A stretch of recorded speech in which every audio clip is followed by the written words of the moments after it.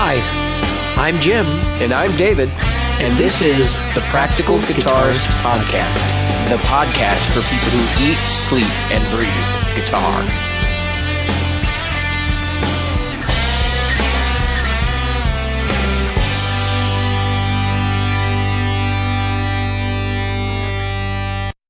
David here, reminding you of all the ways you can participate in the Practical Guitarist Podcast. Subscribe using your chosen podcast app. Take the time to put in a review with the service where you found our podcast, like iTunes, Stitcher, iHeartRadio, or Google Play. Get involved. Find our Facebook group at facebook.com/groups/Practical Guitarist. You can also find us on Twitter as @PractGuitarist. If you're interested in supporting the show, we have launched a Threadless store at practicalguitaristpodcast.threadless.com. If you'd like to donate money to the show, there's always Patreon. Our Patreon is available at patreon.com/practicalguitarist. If you'd like to reach out to us directly, you can do so at questions@practicalguitarist.com. On with the show. Hi, Jim. Hi, David. How's your year of no gear going? Well, you just jumped right into it, right? Like I figured that there was no better time. That's right. Just stick it right in there. Oh God. I'm doing good actually. So I've been having my little panic attacks. I'm kind of over the Fillmore. It's not that I don't want it anymore. I'm just kind of over it. I would be totally happy if somebody were to buy me one, or if I was to end up with one. But I'm kind of like back on the Amp One train. I've been having a lot of personal stuff going on. I can't talk about it on the podcast. I don't want to talk about it on the podcast. And I actually thought I was going to have to end the Year of No Gear early because I figured my finances were about to go to hell. But it appears that is not coming to the fruition I thought it was. So Year of No Gear continues. I'm entering my third month this week. 3 months of sobriety, people. Is it starting to get easier? It is. It is. I mean, and I can start to see the light at the end of the tunnel, even though it's still 9 months away. So I'm in month 3, and so I know I'm going to get parts for my white Stratocaster to fix it up. Right. It needs to be fixed. Those parts are significantly expensive. I'm going to probably put pickups in it because the pickups in it are just absolute shit. And then the neck on it needs to either be reworked, which I'm talking about doing, or I might get a new neck for it. Even me, I'm kind of sitting here going, yeah, I know it's parts, and we talked about parts being covered, but at the same time, I'm scratching my head and going, that's a really expensive, venture for a Year of No Gear. So I don't know. I might do it. I might not. It just depends. I'm going to do it in pieces anyway. Like I'll do the pickups first, and I'll do the neck later, or the neck first and the pickups later. I do get have the pickups from Nick Mongers. Actually, I don't know what I'm doing yet. I've been thinking about doing trying to snag some of the Fishman ones on because I see them on Reverb. I saw a set the other day for like $230 for a Strat set, and I was like, I was really close to pulling the trigger. And I don't know why I didn't. They're probably not up there anymore because that's a good price. But I'll keep my eyes peeled. I actually want to do hum single. But I don't even know if it's necessary because they're going to be hum canceling anyway. For what I do, I can probably get away with single. So maybe what I'll do is I'll buy the set, and then what I'm actually going to do is I'm going to get one of those reverse pick guards so that I have the bridge pickup is reverse slant, like on the Hendrix Strats, and I'm going to install it in that. So I'll just take all the wiring off and move it over. Actually, the thing that kills you on those is the back plate. Because you have to have the battery back plate, otherwise you got to take the pick guard off to put a battery in it. And that battery back plate is like $99 by itself. Yeah, it's torn inside. If you were gonna do these pickups like off the shelf, they're like $400. Yep. And the only reason I'm even looking at it is because even Nick Bongers was like, if I'm gonna buy new pickups today, like I would be buying Fishman Fluence. Yeah. I like the idea of having the dual voicing too. Makes it a little bit more versatile. So that'll probably be what I end up doing. And then for the neck, I'm going to get, I'm pretty much set at this point, Bird's Eye Maple throughout. I'm a big fan of the look of Bird's Eye, and I actually love the feel of it too. I don't know if I'll probably get a satin finish on it, just this minimal satin finish. It's going to be stainless steel frets. Going back and forth, I'm definitely going to get it from Warmoth to the compound the compound radius. The question is, do I get stainless steel frets? The answer is probably yes. I think I priced that neck out non-scalloped for right around 400, like 375. If I was to scallop, I'm looking at 450, 475. I'm on the fence about it. If I do scallop, I may just do the 12 fret up because I see real benefits to that. And then the other part, of course, is that everything else is not scalloped, so you can play chords, don't have to worry about all that craziness. Yeah. One thing I do notice as I'm working through I believe it's Chris Brooks's book, is that playing the low E stuff, like, okay, so if you're playing a pattern, he'll tell you to play this pattern on one string and then work it on all the strings, which you should do, and get it to where it feels right and comfortable on each string. Man, playing things on the A and E strings for me is fucking hard because I have short fingers. Yeah. And I literally, when I'm getting into the E string above like the 14th fret, my thumb is completely out from under the neck. Yep. And it's, yep. And I'm literally doing this shit over the top. It looks ridiculous. Yeah. That's not really good. If you're bending and stuff like that, there's not a lot of control. Yeah. Well, fortunately, there's no bending involved in what they're showing me in that stuff. But again, you're not going to be bending on the E and A. I mean, I kind of think it's almost moot to practice at the 17th fret on the low E string. Yeah, because how many people are actually? I'm never going to fucking use that. I can see like a quick, but I can't say anything like where you're going to hold a note for. Or like climb up, because that's what he's having you do is like these scalar climb things, and it's just, look, I get it, like you should be fluent and all that, but I just think this is one of those things where it's like I'm never going to use it. Yeah, so David wants me to do this book next, so yeah, I think it'll be interesting to see what your take on it is. I am getting so freaking much out of it. I mean, this is the first instructional manual for guitar I've read in probably 10 years. And just like the examples and stuff are really well laid out, and the fact that if you do things in sequence and you do it as the book describes for you to like the practice regimen, you see gains, like significant gains almost every day. And it's really empowering I think part of it's because now I'm a good enough player that I can sit down with a book and I can literally just play the examples. I don't have to sit there like for 15 minutes and figure out what the example is. I could just look at it and say, okay, so he's starting here and he's doing this and this, and all right, got it. And then just go. Or I can listen to the sound samples that come with the book. And I didn't have that stuff when I was growing up. Like a lot of the books I bought didn't have any friggin' sound with them. Ridiculous. So when I was a kid, there were the Hal Leonard method. I think it was Hal Leonard method.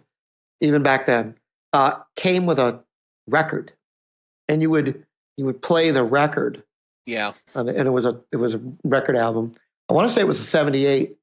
And the reason they gave you a 78 was so you could slow it down. You could play it at 45 and 33. That's cool. So obviously then came cassette. And there was this cassette player that I found way back then, and I recently saw one where you could slow it down but not change the pitch. Yeah. And it was the first thing I'd ever seen that could do that. And this was probably 80, 81 that I had this thing. Well, who is it? Troy Grady had the little Casio sampler keyboard. Yeah. And he used to sample things and then move it down an octave. Yeah. He would sample it half speed it, which means it was down an octave. So he would know, like, okay, so if I did this and I play on the keyboard, like, then I could transpose the notes together. So he had this whole process, and he was doing it 3 seconds at a time, folks. Jeez, that's just insane. I would kill myself. I would. Yeah, he's a killer. Yeah, he's a great player. All that extra work he's done over the years really shows. But anyway, so that's enough of my year of no gear woes. Yeah, so there's an interesting thing that it's a little tangent, but not really. So I'm reading a book called Outliers right now, and in the book they speak of this thing that a lot of people have heard of, the 10,000 hour rule. Yeah, we've talked about it on the show. Yeah, and in that they describe the fact that they were talking about the Beatles and all the time they spent playing the strip clubs in Germany. Yep. Getting them towards that 10,000 hours. Yeah, it's because John liked to hang out with strippers. Yep. Yep, that was pretty much it. But anyway, so moving on, we were coming back towards Shred. Yeah, because we talked about it last week in our episode, Shred Sucks. If you didn't realize it, that was obviously clickbait. Neither Jim nor I seeks out Shred music, but you can't deny that these guys are talented, and it's so you can not like the music all you want, but you can't say it sucks because at least they're doing something that's credible and brings stuff to the table. Absolutely. I would probably be a bigger Shred fan than Jim at this point. I think so, but that's because I don't even want to get into it. I think Jim, we had asked members of the group to comment on who their worst and favorite shredders are. Yeah. I have not looked at that thread. Not consciously, if it showed up my newsfeed and I liked on it or something, that's one thing, but I don't remember who said what. So why don't you throw some of the names out there, and I'll tell you whether I like or don't like them. Well, we've got some Yngwie Malmsteen. Yeah, of course. Yeah, everybody likes him. He's the most wonderful dude on the planet. If you don't like it, you can go to hell and die and burn in the lake of fire. You go to hell and you die. You go to hell and you die. You die. Yep. So there was a lot of discussion here. That's probably Is that where I actually had the conversation with Yngwie this morning? You did. Okay, yep. That's where that was at. All right. Yep. Rodney Stewart. Yeah. You were talking. Rodney Stewart. He's absolutely right in that thread with almost everything he says, except that performance from Yngwie.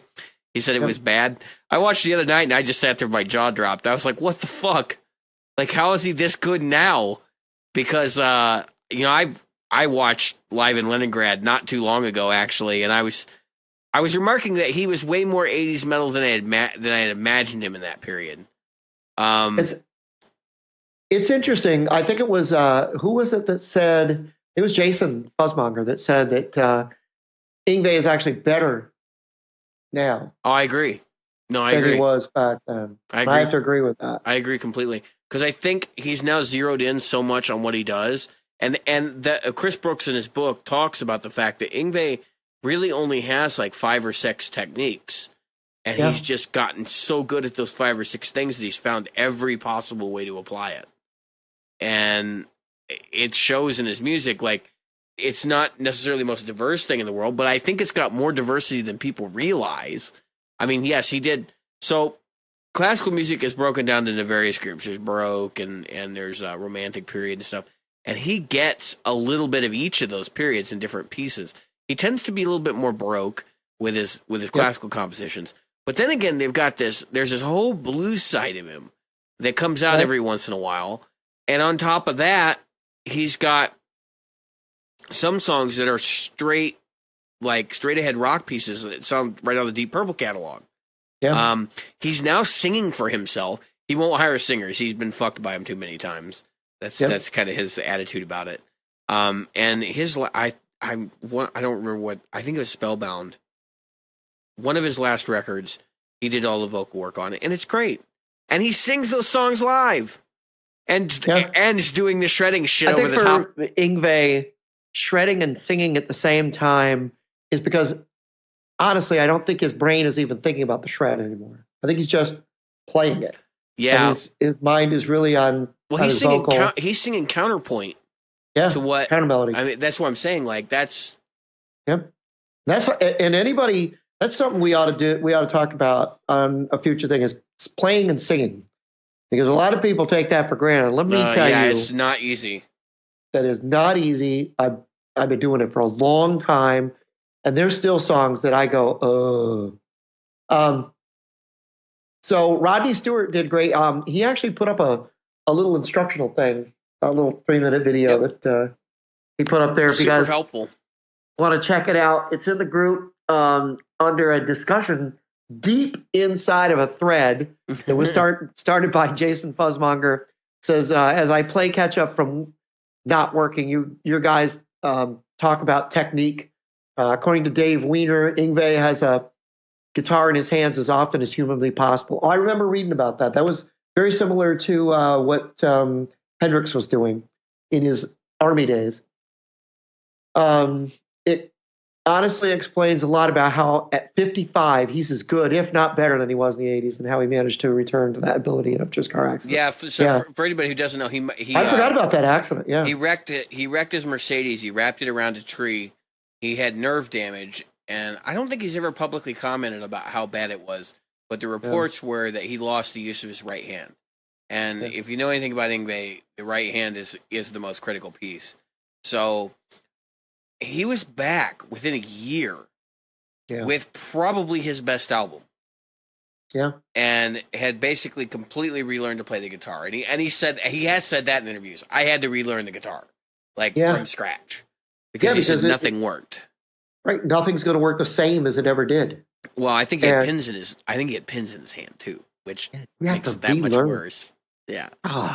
It's just, but yeah, you talk about a guy who definitely puts in the 10,000 hour rule. Yeah, he's probably hit 10,000 and 50,000 at this point, maybe 100,000. He might have hit 50,000 gigging. Yeah. Well, I think 10,000 hours is 3 hours a day for 10 years. Yeah. I could see him playing 3 hours a day for, not 10, but he's the kind of guy years over his career. Yeah, sure. I could see a guy like that playing 15, 20, well, not 15, 20 hours, but 8. Who was it? Steve Vai had the 8-hour guitar workout. 8-hour guitar workout. Yeah. Yeah, I think that's what it was, where he talked about playing guitar for 8 hours a day. Did you ever see the interview with him? I think it was it was a Guitar World. I have it. I'll have to pull it out and I'll mail it to you. You'll have to mail it back though. No, you don't have to send me just tell me about it. I probably read it. It's really cool. He talks about in that 8-hour I've read that 8-hour thing. Yeah, read that issue. What is cool is when he did this, when he had the 8-hour workout, he talks about one of the things he used to do. He'd open the phone book and play the phone book. Now, those of you who don't know how to play the phone book, what that means is he would sit down and he would play the intervals. Like if your number was 5552232, he would play a fifth, a fifth, a fifth, a second, a second, a third, a second. I mean, that was what he did. That's amazing that he would, Yeah. I mean, there's other ways you could play a phone book too, but that's just to think about sitting there and like decoding it that way. He'd get pretty good at it eventually.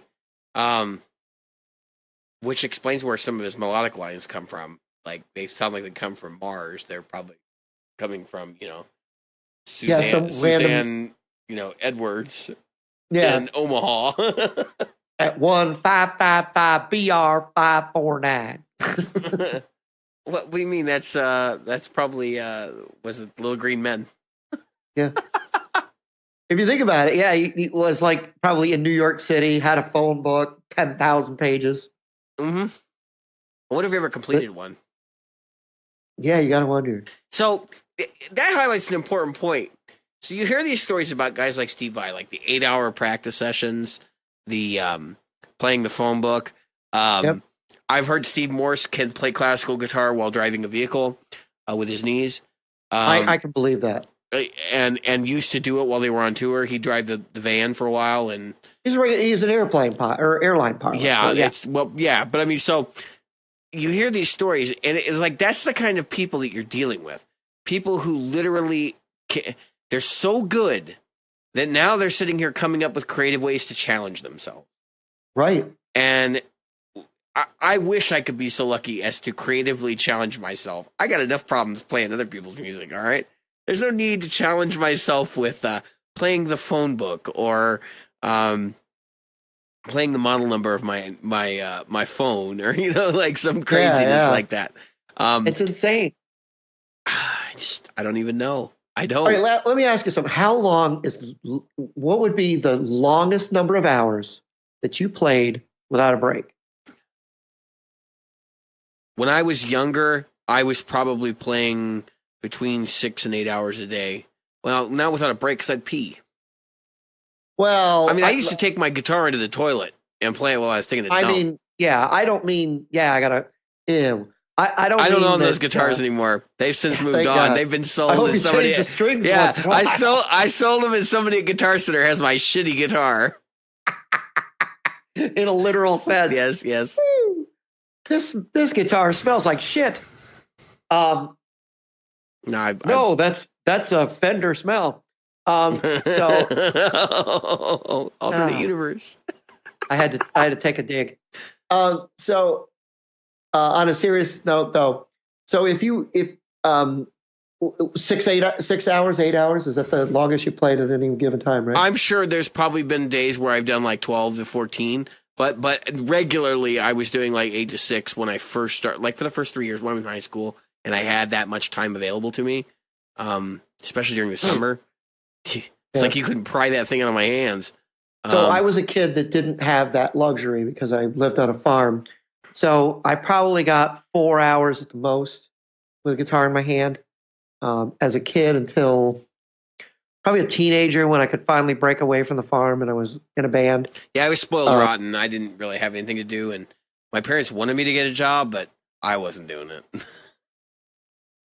I had to learn to play guitar. Well, yeah, I mean, so I played. Now,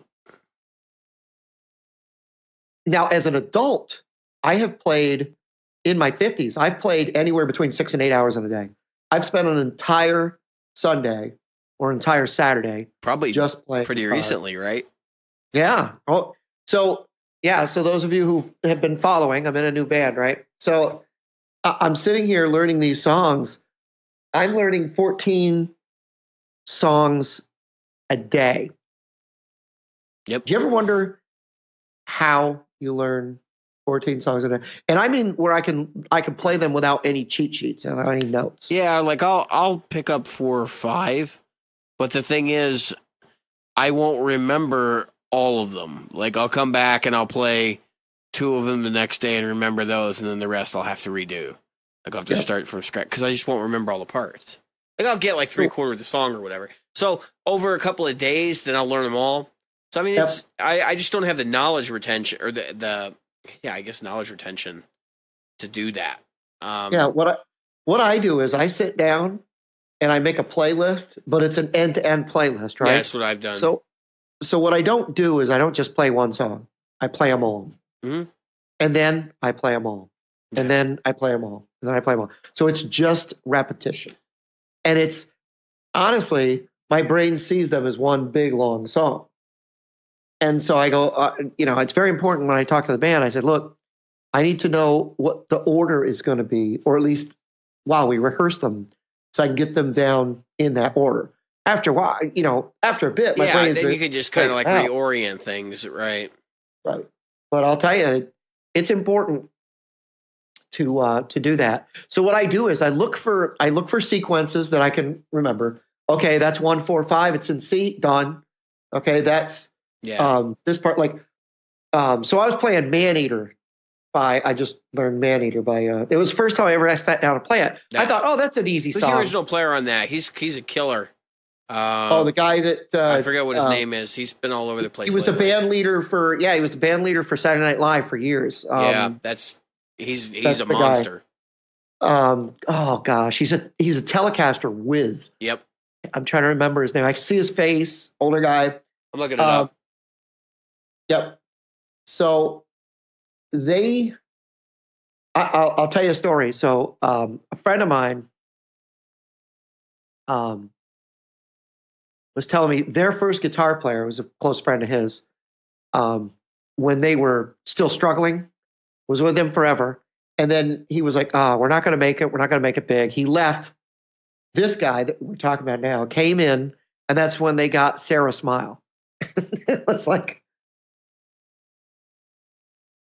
According to Wikipedia, John Oates actually played the lead guitar on that. Oh, he played lead guitar. Yeah. But the other guy, I'm talking about the other guy. G.E. Smith is the rhythm player. That's it, G.E. Smith. G.E. Smith is the guy that played most of the leads. Yeah, he played most of their guitar stuff. Even today, I think he's involved in Daryl's House or whatever. Yes. So, but no, they got a new guy now. Oh, they do. GE is off doing it's kind of like the Steve Vai, the G3 thing. Only it's where It's like pop players, right, or something, right? Yeah, and they play Stradic or Telecasters, and they trade off because like they're doing Jim. Was it Jim Burton?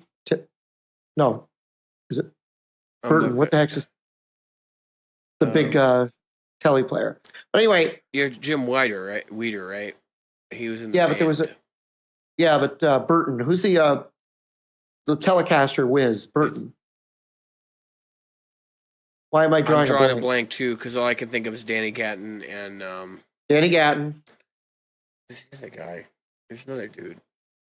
It wasn't his last name Burton. Anyway, they're off doing something. They got Buchanan, Roy Buchanan. Oh, Roy Buchanan, yeah, but I don't know if he's still around. No, Roy Buchanan is gone a long time ago. Yeah, Eddie Heinzelman is with them. Yeah, right. They're all doing this stuff. So all these great telly players. Anyway, my point was, so I thought, oh, this will be an easy song.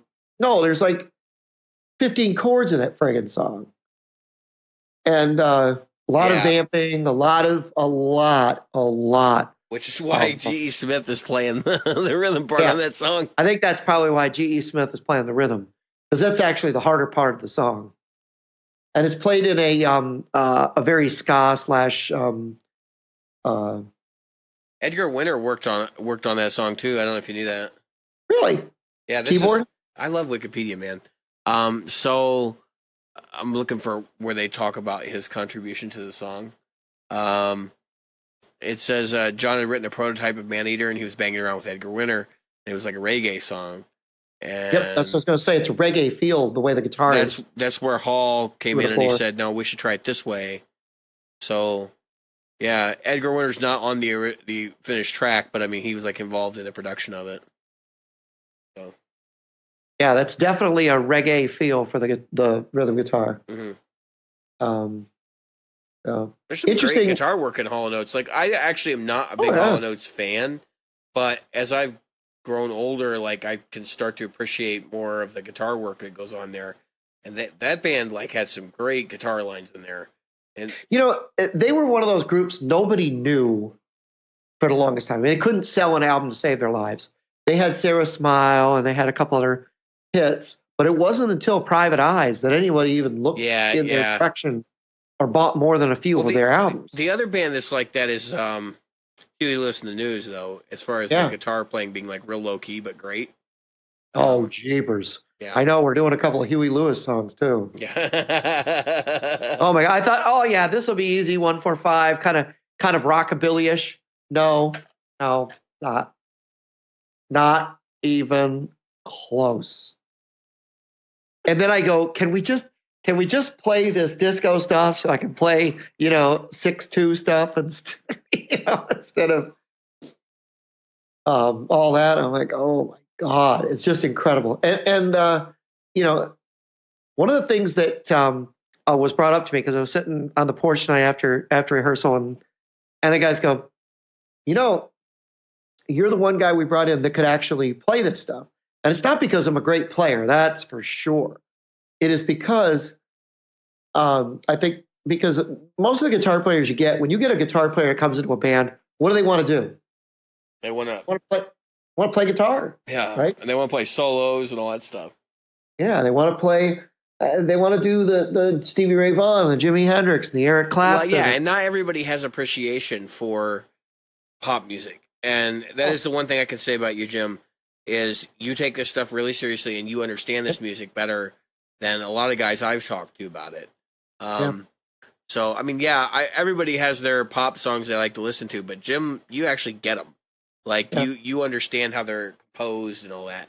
And I have not yet met anyone else that can do that. So, I really get under, myself and a keyboard player like that, we really get under the hood, because honestly, when it comes to any pop song, and I don't care if you're the original musician or if you're a 5-piece like we are, you've got to be able to break the song down and then build it back up in a way that the pieces you have can present it and still make it where people go, yeah, I know that song. Because we're doing stuff like, you listen to Pablo Cruz, and if you haven't listened to Pablo Cruz and you're a guitar player, you're missing something. Love Will Find a Way, Season in the Sun, and you'll suddenly go, wow, that's some really, really awesome guitar work in this. Okay, another one, Maniac, Michael Sembello. There's a whole tapping solo that goes on during that song, and this was, Flashdance, movie Flashdance, Mm-hmm. the song comes from. And, and I thought, okay, this is going to be an easy song. Yeah, the solo is going to be tough. No, because there's a bunch of freaking chords in there. The thing about a lot of pop music that I don't think is appreciated, because honestly, there are a lot of very simplistic pop songs. There really are. The 3-chord wonders, the easy stuff. But your stuff that is not guitar-based pop music, where it's just bass and guitar, if there's a keyboard in there, you're playing some jazz stuff. You're playing some fusion stuff. You're playing stuff that is literally orchestrated. Can I give my my example from this weekend? Yeah. So I sat down and I figured I'm gonna, because I'm a big Genesis fan, right? All the way from like the poppy stuff at the end, all the way back to Peter Gabriel at the beginning. And I decided I was going to learn Mama, which is one of the Phil Collins tunes, right? So I start to, because I can sing it and all that. I sit down and I'm singing along with it, and I'm looking at the chords from some tab site, because I'm like, I know kind of basically what the chords are, but I know there's some crazy stuff going on in the bass. And I start looking at it, and I'm like, how many different voicings are they using? Like, what in the hell is going on in that song? Right. So I'm picking out all the little crazy keyboard parts and stuff. And like, it's not a terribly complicated song, but the chords are just stupid. Like, it's not stuff you would normally play. And it's because Tony Banks wrote the material, and they were not a guitar-based band. They were a synth band. So, and that people that appreciate Zeppelin and appreciate Deep Purple, and Malmsteen and stuff, I shouldn't say need to, but you should look. I'll tell you a band that most people would go, no way, ABBA. If you took Fernando, or if you took even Dancing Queen, there's a lot of stuff going on there. I mean, you've got a whole orchestra. I'm trying not to say anything. I know you're thinking, oh my God, there's no way. ABBA's like, you could have said any other pop group, but you said ABBA, and I'm like, fuck ABBA. Fuck ABBA. Let me tell you something. There is a reason that they walked up to those guys and offered them $500 million. I know, we just talked about this. I actually listened to the episode where you talked about it the other day. Yeah. And I get it. Like, I understand that ABBA is an important band for a lot of people and for a lot of reasons. But for me, the music is just squeaky clean. Like, I couldn't bring myself to. What is your guilty pleasure? What is your biggest guilty pleasure pop band? Dave Hill, guilty pleasure. I have to think about it. Pop band. You'll catch me like listen to a lot of Tina Turner. I don't know if that's necessarily guilty pleasure. I don't know if she's, Tina Turner was the edgiest, if you could call her pop. I mean, okay, when she did Bryan Adams, what was that? Take a look at my iTunes now. That song that she did with Bryan Adams. I can hear the melody in my head. No, it's Only Love. Yeah. That's all. I mean, she was incredible. She was bald, right? Mm-hmm. Still is. Yeah. Well, obviously, she lost her hair because she kept dyeing it different colors, and I guess she did something once that ruined the follicles. She couldn't grow it back. But I'm looking through. Hang on, let me see if I can. I shouldn't say bald. She had very. Find somebody more pop oriented. Case will probably kill me. So for me, it's obviously it's ABBA, it's the Bee Gees. I even liked the Archies. When I was a kid. Lobo. I mean, I could go on and on. I mean, I was one of the kids. One of the first songs I learned to play was My Chevy Van. And stuff like that. That early 70s. Yeah, so probably the poppiest thing I have in my collection right now in iTunes is Phil Collins, like Sussudio and stuff like that. Yeah, Sussudio. Okay, so let's talk about Phil Collins. Easy Lover that he did. Oh my gosh. Okay. There's a reason he had to hire Daryl Strumer to play all the guitar parts live. Okay. I'm playing that. Yeah. That song. Let's say it's not an easy guitar song. Sussudio is crazy. That's another like insane song.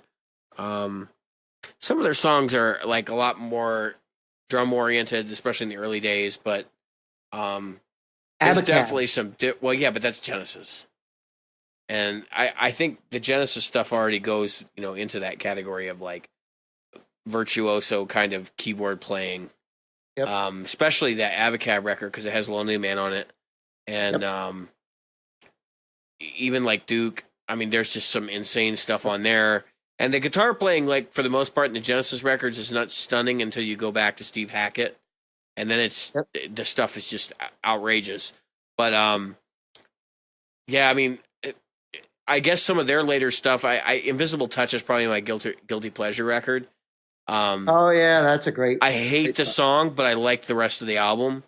That's probably where I'd leave it. I mean, maybe like Yes 90215. I like that record too, quite a bit. Yeah, that was kind of a certain departure for Yes. Oh yeah, it was. Listen to Close to the Edge and then listen to 90215 and tell me that was the same band. Yeah, no. They really were. It really was. It really band. was. It was like three members of the band. Yeah, I was going to say you had John Anderson, you had Chris Squire, and you had the keyboard player. What is it that Robert Fripp says about King Crimson? He said when they reformed King Crimson with totally new players, it was like, well, King Crimson is not really a band; it's a way of doing things. Yeah. Well, Robert Fripp, he was the central figure. Oh yeah, no, King Crimson is Robert Fripp. I mean, it's the same thing. Like it's synonymous. That's like saying, yeah, who played guitar for Robin Trower? I mean, obviously Robin Trower. Yeah, I mean, no, he sang on that one. No, no. Yeah. So that was a kind of a joke thing, but you take your folks, your shredders. So when you're shredding, let's talk about your technique. I am not a shredder, folks. I do not play real fast. What I play fast, like the Michael Sambello thing I was talking about, I sit down and I take it down to half speed. I learn it till I can't play it wrong. Then I speed it up till I get to 100%. And I do it. I mean, we talked about playing slow, getting fast. The only reason I play it slow to get fast is because I want to do it exactly right. He just wants to annoy me. Yes. No. I've always done. This is always the way I've played. I know. I'm teasing you. My stuff like that. I mean, if I have to pull a solo out of my rear end in the moment, I don't care if I have a shitty note. Honestly, I just don't care. I played a bad note. But if I'm gonna play a fast piece in front of a group of people and it's a recognizable thing, if you play that Michael Sambello thing, that stupid little tap part is exact. So you can't say, oh, well, I can play it a little bit off. It's okay if I have a couple of bad notes. No, it's got to be right on. Otherwise, it's not what the people remember. That is a solo, an example of a shred solo you can sing. I have seen people say things like, when you're going fast, it doesn't matter what notes you're playing. Bullshit. Yeah, I'm going to call bullshit on that right now. If I hit a sour note at 180 beats per minute playing triplets, you're going to notice. If I hit it at 240 beats per minute playing triplets, you're going to notice. Same sour note. Like, it's just a thing.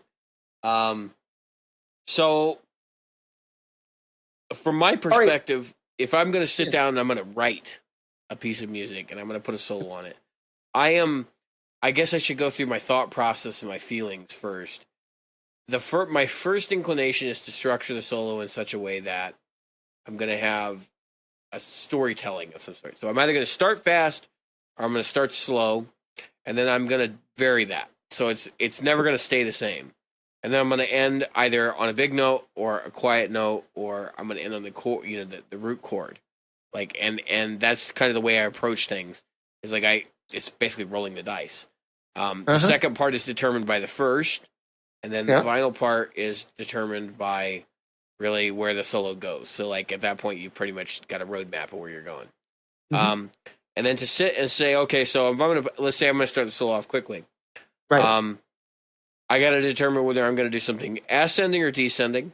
I've got to determine what mode I'm going to put it in. and then I have to get mad at myself enough to force myself to actually play it in time, because that's another thing. A lot of people can go fast, but it's not in time. I played with a lot of people that can't play fast in time. Well, that's where the slow thing comes in. And I don't want to harp on that slow thing. I'm just mean that when you're doing this, what a lot of people don't, when they're playing fast, they think 1, 2, 3, 4, 1, 2, 3, 4, 1, 2, 3, 4, 1, 2, 3, when really you should be thinking of 1, 2, 3, 4, and then the other notes come in. Yeah, all I do is count the ones. That's what you should be doing, is counting the ones, and then you should know what a triplet feels like, and a 16th note feels like, and a 30-second note, because you'll probably be playing those at some point. That's right. But the problem with a lot of, and you can hear it a lot in Van Halen's music, for example, is they will construct a solo that has no time. So the solo is in free time over chords that are being played in 140 beats per minute, kind of straight 4/4 feel, and that can be really, really problematic for a lot of reasons. Number one, replicating it live. Number two, getting your accents and stuff correct, and to not clash with the other instrumentation. And for me, I do get concerned, and I hate to say this, but I do get concerned about what other people are going to think too. When they hear it, like, I'm out of time, it's like, that says that I'm a bad player.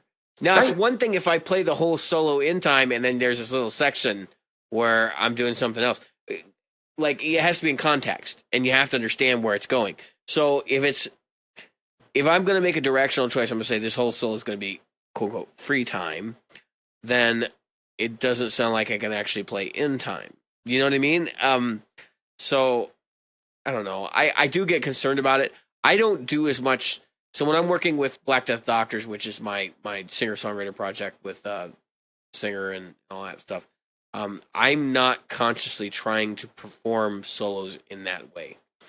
I'm trying to fit the song as much as I can. And I think it's the hallmark of a shredder versus somebody that plays guitar, is that you want to fit the song more than anything else. Now, there are guys out there like Paul Gilbert who can fit the song and still play a billion notes a second, and make a completely a complete artistic statement with those kind of with that kind of technical virtuosity. Pick up any of the Mr. Big albums. You'll hear it. It's in there. The one with Colorado Bulldog is probably, actually the song Colorado Bulldog is perfect. Bulldog, whatever. So if obviously a lot of my solos are constructed, I learned them, and I have people ask me all the time, how the hell do you remember like 18, 20 solos for an evening gig or more? Sometimes I'm playing more than that. And the fact of the matter is, I actually know the bones of the solo. Some of them I can play it end to end. If there are a couple of measures, I can play it end to end. I pretty much nail the same exact thing. I feel like if I'm doing that in the studio, what happens is I end up with all these like little mistakes that I wouldn't consider mistakes, but they're not studio perfect. Like I'll bump another string or something with my left hand, and it annoys the hell out of me. I don't think the audience will even notice, but and live, that's a hard thing on you, and you have to learn not to let it bother you, because it's in the moment, it's gone, and it's past. Well, usually nobody else even notices. You're more worried about it than they are. Even the band. Mm-hmm. They're like, yeah, you really nailed that. And I'm like, ugh. No. I'm so not loving what I just did. But people will come up to me and they'll go, oh, man, it sounded so good. I'm like, oh, no, I hated that. But I don't tell them that. I'm you're like, thanks, I really appreciate it. I appreciate it. Your musical taste is shit. No, no, I'm sincere about the appreciation that I have for the fact that their musical taste is shit, and I was good. But, no, on a happier note, what I'll do is, like, if I've got to make up a solo on the spot, which sometimes I do, like we'll play a song and there won't be a solo, but it's like, just play something. Or like Boogie Oogie Oogie, there's a solo in there, nobody remembers it, but I make my own solo up. So what I do is pop music is great for this in that I can scat on a guitar and I can play whatever vocally I would sing. Yeah, and that's a cool tool. I think when you're structuring solos, if you can hum a tune, that goes along with the section where you're supposed to be soloing, you can usually zero in on that melodic line and then wreak all sorts of havoc with it and turn it into a pretty good, memorable guitar part. I think that in our inherent sense of melody is often disconnected from our guitar. So it takes some practice to hone in on that. But yeah, I used to do that too. And the guys would laugh because I don't sing, so I'm just sitting there like singing away and like playing my guitar right now. And even when I'm quietly practicing, I'm like kind of humming along. My wife drives me crazy with it. She's like, "What are you doing?" And I'm like, "Playing." But no, you're humming too. Like, shut up. Well, it's like when you're feeding a baby. You ever feed a baby? I know this is weird and it's out of the context, but it makes a point. You ever seen somebody feed a baby? They're always like their mouth is moving with the baby's mouth. Well, there's guitar face, which is the same involuntary thing. Which is what, the whole time I'm humming in my head. I'm humming when I'm playing. Mm-hmm. And I have to. I think I've said this before. I have to hear the piece. I can't fathom how people can write and not hear it. I have to hear it. Perfect pitch. Yeah, I can't do it. I have to hear in my head the piece that I'm got. I do have incredible recollection of, like, somebody plays a tune, I can play it back, mm-hmm. And I know when I've hit a sour note and I can find it. But I'm just saying that it takes a. I think that if you're going to learn to shred, you're going to go faster than your mouth can move. Mm-hmm. Honestly, right? Mm-hmm. Mm-hmm. And that's I think the hardest thing for me, because I don't necessarily hear at that speed. Well, does that make sense? What you got to think about, instead of what you're actually playing, is the melodic contour of what you're playing. And so, like, a lot of times I'm thinking with these 3-note per string sequences that I'm learning right now, you're not thinking about the individual 3 notes so much as the chordal tonality that you apply. And that's a lot of the time. So it's the same thing as, like, if you're playing arpeggios at 1,000 beats per minute, like Yngwie does, you're not thinking. Even when I see the shape, I'm like, that's an A minor in the first inversion shape. Right. That's the way I think of it. I don't think, it's A C, or actually in the third inversion, like ECA or EAC or whatever. I'm not thinking about it that way. You know what I mean? Like, this is an A minor chord. Right. Yeah, you're not thinking EAC, third inversion. Mm-hmm. It's more CAE, second inversion. It forces you to be more broad strokes. Right. And I think we talked about this on the show before. When you put together a piece of music, you can do it in very, like, defined, detailed strokes, or you could do it in super broad strokes. Like, okay, the bridge is going to be like this, the chorus is going to be like this, and the verse is going to be like this. And you don't even know what the chords are. You're just going to write. You're going to write a key at the front, and then you're going to have the Nashville notation, and that's the song. You don't chart out a lead line. You maybe have some lyrics written down. You don't do anything more than that. That's as broad as it gets. Yep. You just have a structure, and then these are your parts.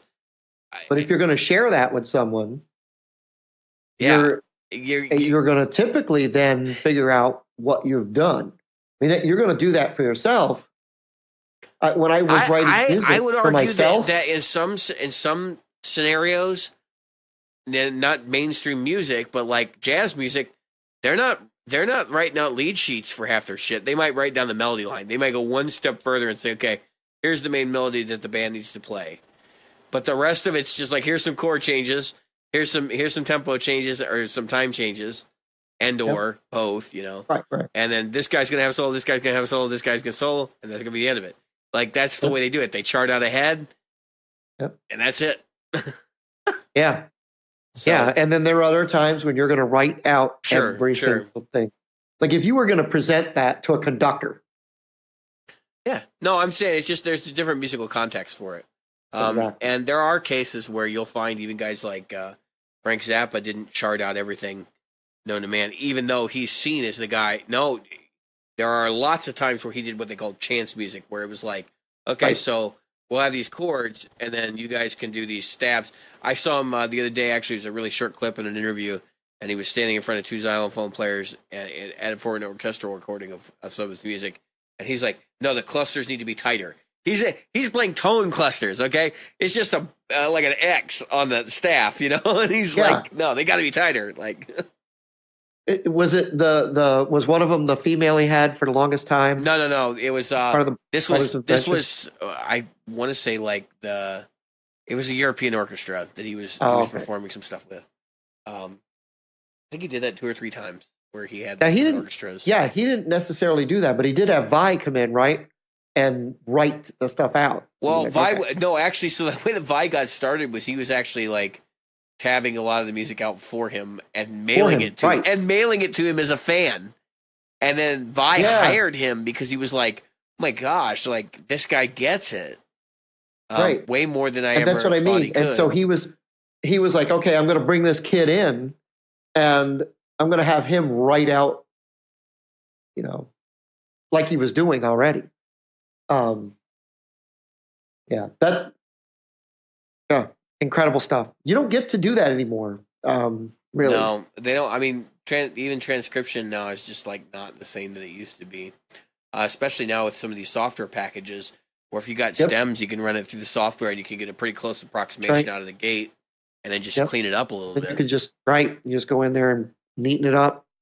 It's I mean, it makes quicker, makes for quicker transcription, but I think it takes away the human element. No, but just like anything else. I just want to point out, talking about Frank. Frank wrote down most of what he was doing, like Black Page and stuff like that. Those pieces were incredibly complicated and all written out, and a lot of times they were given to the band by Frank in his own handwriting. So, I was just saying, like, he also adopted other ways of doing things too, and so does everybody else. So there are just different contexts for it. Right. So going back to your thing. So let's say you're going to write a song. You're writing a song, Black Death Doctor, which was primarily was it vocal oriented or was it? Yeah, we're doing vocal music still. But I mean, we do have some instrumental stuff now. But when you're writing, let's say you're writing one of your instrumentals, because I know you compose. Yeah, that's probably a better question. Right.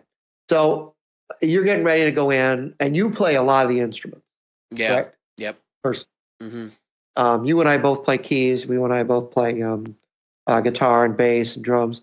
So when it comes to how you're going to put a song together, see, I think in a pop-oriented thing. So usually a song for me comes together with an idea of what I want to say, right? Yeah. I want to say something. I want to say I love you, or I want to, or I want to say this is a great day, or I'm in a shitty mood, or whatever. Then I start writing lyrics a lot of times around that. I may have the lyrics written in a certain way, and then I have a riff that I was playing around with, and I go, oh, you know what? That would work with that riff. And then I kind of work the two together. I start moving them together in that way. That was how I wrote the 2 albums that I wrote. I wrote 2 albums worth of stuff. And so how do you instrumentally, how do you present that? Because it's easy for me. We could talk. I can say the sky is blue. I can say that I'm in a shit mood. I can say I love you. How do you do that? Even when I'm approaching, and this approach doesn't change for lyrical music either. I tend to start with a melody line or a hook, and then I work back from that.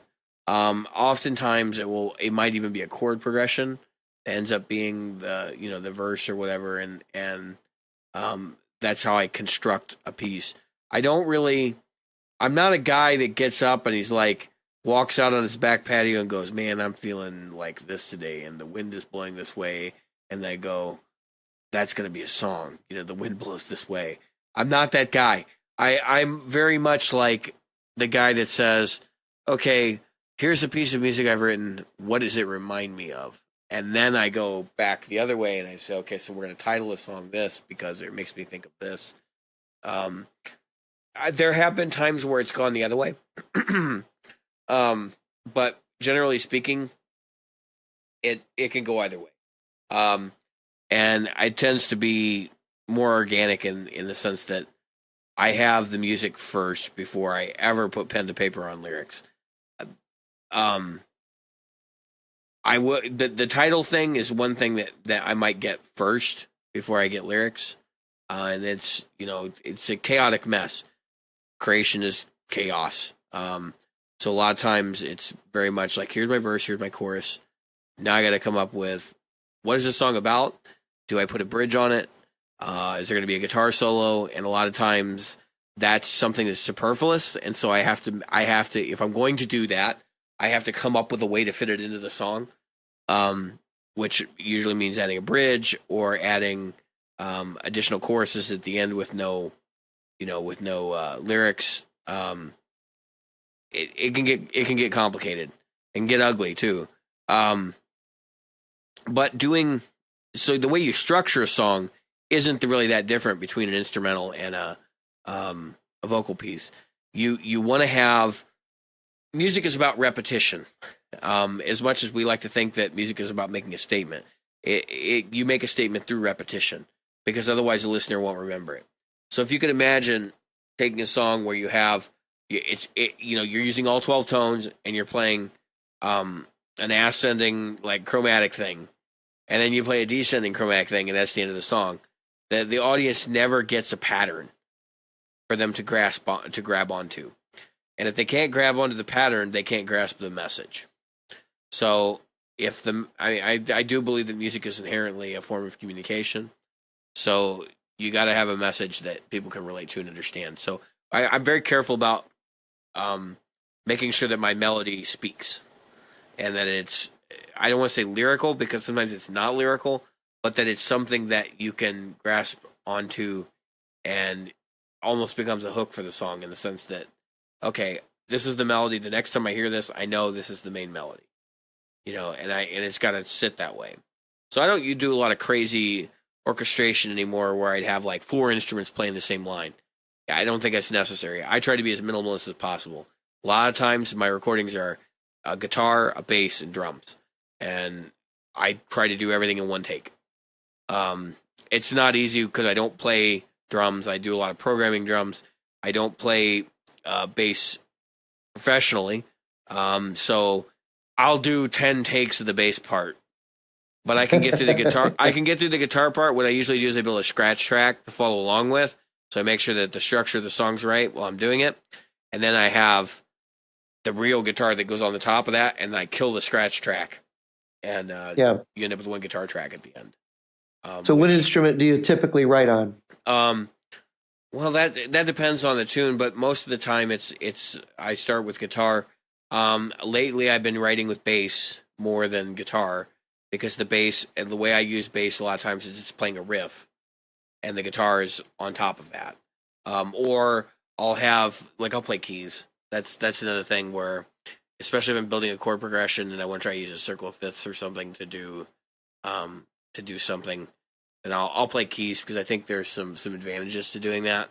You can see things differently on a keyboard than you can on a guitar. Definitely. And it's easier to build complex chords on a keyboard than it is on. Yeah. Well, I think it takes you out of your comfort zone. Yes, it used to be more difficult for me to form complex chords on the guitar, but now I can pretty much. Since I know where all the notes are, I mean, it's dirt simple. Right. You can tell me a chord, and I can pick it out like almost instantly. So, but I'm not thinking. Yeah, if I said Eva 7 sharp 9, you could do it right away. Yeah, well, of course I could do that one. That's the Hendrix chord. I kind of figured that's one most of us can see in our heads without even bothering. Yeah. So I used to use that one a lot. Now I tell somebody to play a minor 9, and then watch them scratch their heads. Yeah. What? So let's. What I would normally wind up doing, believe it or not, I'd start writing with my pencil. So typically what'll come to me, like I'll be, even now when I do come up with ideas, I just haven't put anything, together where I wanted anybody to hear it. I'll write out a lyric line. I might be in a shower, or I might, and I'll start singing to myself or start saying it over and over and over. And repetition is what it does. Yeah. I just say it over and over and over and over until I get out and get to where I can get to my phone and just hit the record button and say what I need to say. And one of the things I've heard done, Rush uses this technique. It's very similar to what you're describing. They'll have the song, they'll work on the songs, and the songs will basically be done. They'll have no lyrics. And in the entire time that the album's been in production, Geddy Lee's been writing down things on Post-it notes. These little snippets of lyrics. And then at the end, they'll take Post-it notes and they'll kind of assemble songs from Post-it notes. Yeah, kind of like a storyboard for a movie. Yeah, exactly. And I've always wanted to do this. I've wanted to play with this idea. I've done the found lyrics thing where you'll use books and then just take like sentences or roll dice and see what you can find. And actually, that's worked out pretty well for me. But not my favorite thing to do. If you think about it, a lot of what Rush did were lyrics would come from Neil Peart, who didn't write any music, and he really didn't think about the rhythm or how word structure, syllables work together. That's called thinking man lyrics. Yeah, a lot of people, like they'll write a lyric but not think about the fact that syllable doesn't really work, or the way that your cadence isn't quite structured well enough. When it comes to pop music, you have to have a good cadence. It's got to work within the rhythm. It's got to work within the beat. You've got to be able to inflect without making it sound ridiculous and stupid. Although one listen to a Nicki Minaj tune will tell you that you can sound stupid and still get away with it. But for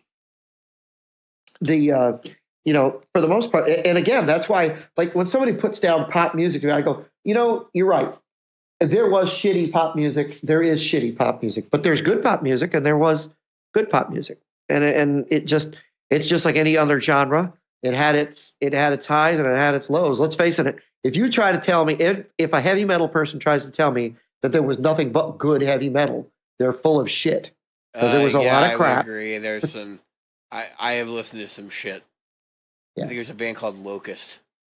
Locust. Yep. I remember that. I remember them. Were they the ones that the guitar, or the lead singer, his crotch would set on fire? But anyway, I'm not going there. Yeah, so when I write, I tend to do that, and I hear it in my head. But sometimes it winds up, once I put it musically, it doesn't work. It doesn't work whether I'm playing it on keyboard or I'm playing it on guitar. It doesn't translate. But I always found it interesting. Like, you take a song like Pumped Up Kicks. What a happy song about a very unhappy subject. Right? I always wonder, how do you come up with that? Where you're writing these lyrics. It's like somebody came, hey man, I got a song about a school shooting. Okay. And I've got this really happy tune. Let's put them together. It's like they're peanut butter and chocolate. All right.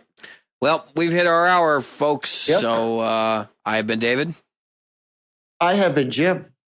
And we are the Practical Guitarists. Fat, Dumb, and Lazy. 2 out of 3 ain't bad.